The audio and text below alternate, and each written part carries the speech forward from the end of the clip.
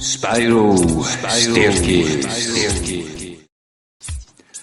It's all about yon lazy days, nothing today, down in the doldrums forever. All those things that always thrill you, never cure you, almost always they will kill you. Darkening skies, eclipse so cool, silent birds stand black-eyed sentries, gathered in the arms of trees. No sound of life or rustling leaves. Dogs won't bark, the breeze won't breathe. This is a spiralling absence. This is what it is not.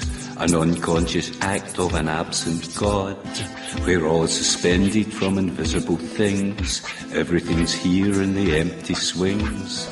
It's just not present. The world is asleep, for instance. For only just over these moments, time's momentum arrested by the lunatic moon. A golden retriever and a mongrel mutt cower together, unmoving, silent statues filled with fear. The chill in the air recalls a change of seasons out of time. No rhythm or rhyme, no beat in the line, no trains, no cars, no bouncing of balls, all sound sucked into moon-chilled air, the sudden corona, the shadow of time. Nothing is real and nobody here, just ancient bones of recurring trees. Death's mysterious hands grip planet Earth by the throats. Wrought iron twisted unduly against a wall forms a stairway.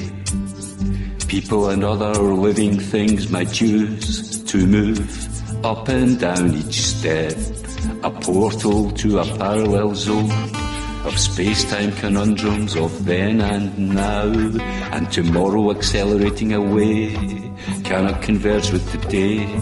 The past is another country, divergent, either neither, both or none, or more than both and less than none. Quantum, all at once. At the first step I meet with a white Scottish rose. No roots in the earth, tendrils meander. Through iron welds the river cart flows. At some short distance I spy centuries of rock eroded. What do you spy?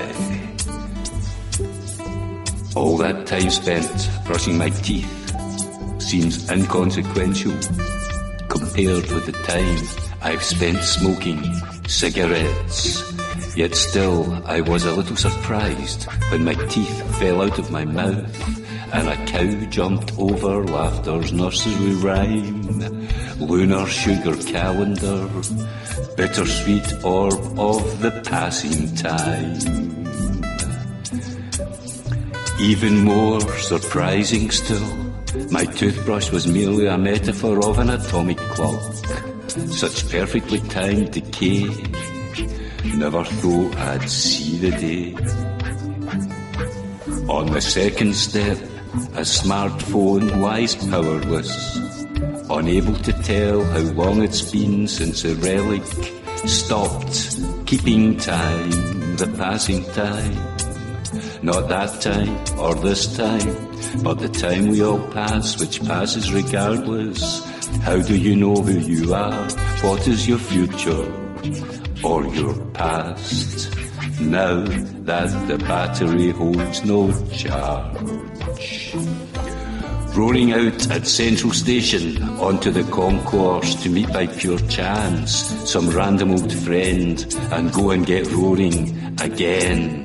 Down the spiral stairs, push open the door and enter the whiskey-filled bustling bar again. On the third step lie discarded pants, triangular-shaped, more female than male, I'd have to guess. Listen for the language of fashion, shouting its dumbfuck, insolent silence, built for status rather than use. Handbags and shoes smile smugly as barefoot children go dancing. If the pain comes on acute, one might be pleased to weep or scream. Put the damned thing to an end as others rip the teeth from their mouths.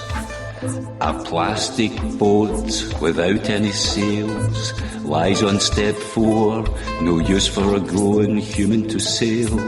Make a child rise from the dirt, bring its murky hand to the tiller, to sail the vessel of imagination up out of the mud and head for the stars.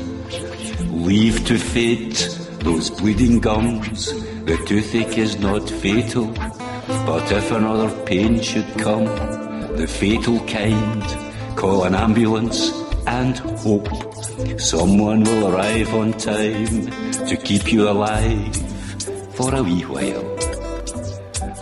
On step 5 lies a blood-stained book of empire, of history. You know the year, first day of independence, when you found your legs on your way to the sea.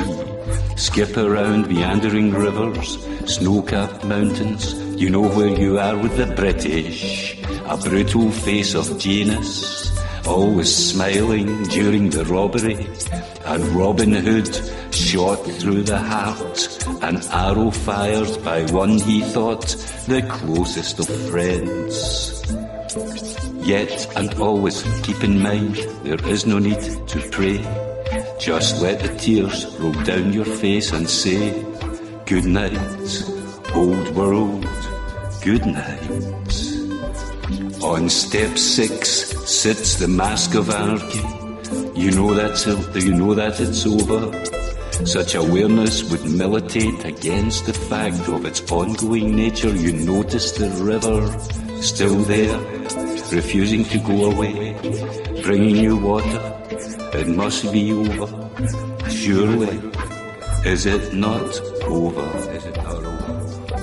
On step 7 sits the leader of the loyal opposition, in a state of obvious decay beyond the leafless rotting of nearby trees. Suddenly meaningless notions grasp towards weak death.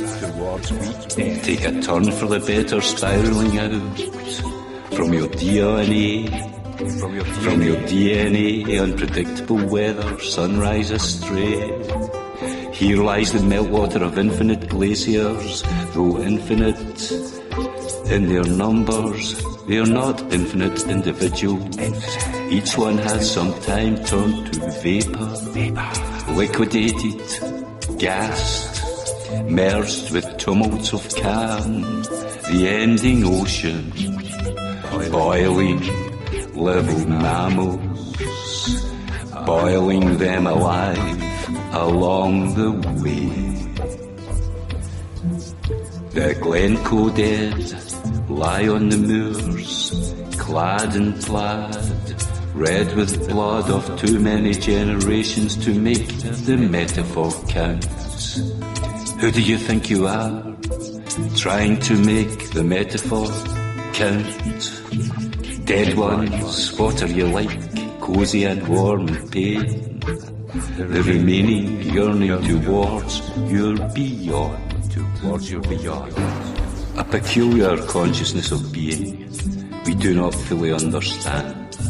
They came as gods on angel ships. They came as goods on cargo ships. Spake Spanish, English, French, Dutch and Portuguese. Had we known such a word, we might have called them Nazis. A great entangled heap of ideology lies here. Living beings move through it as hands through smoke.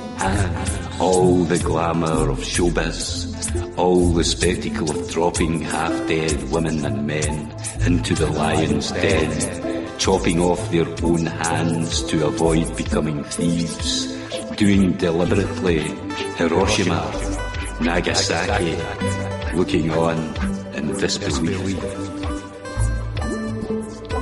Lady Macbeth sits here scribbling and scrubbing.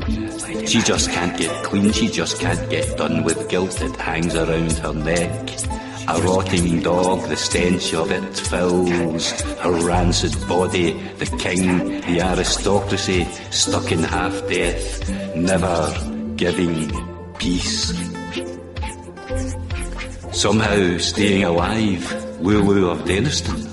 A ball of blue light surrounds her vocal mouth. She is staying alive. A clever girl, astounding woman, sings that line about a schoolgirl crush on Sidney Poitier. Who can say, don't shout too loud, get out of this town and into the world.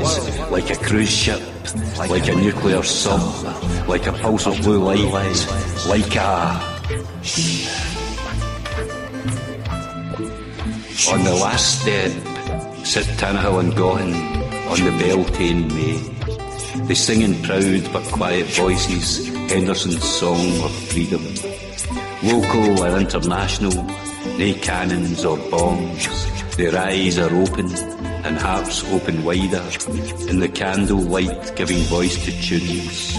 Songs we don't hear all too often in these damned old latter days. I understood nothing, sat all alone, had no idea what language I spake. The river, a torrent, swept the staircase away. Darkness of night, darkness of meaning. I heard the click and the barrel of a gun pressed to my head. You're dead now, she said, in English, clear as day. English, day, clear as day. Shh.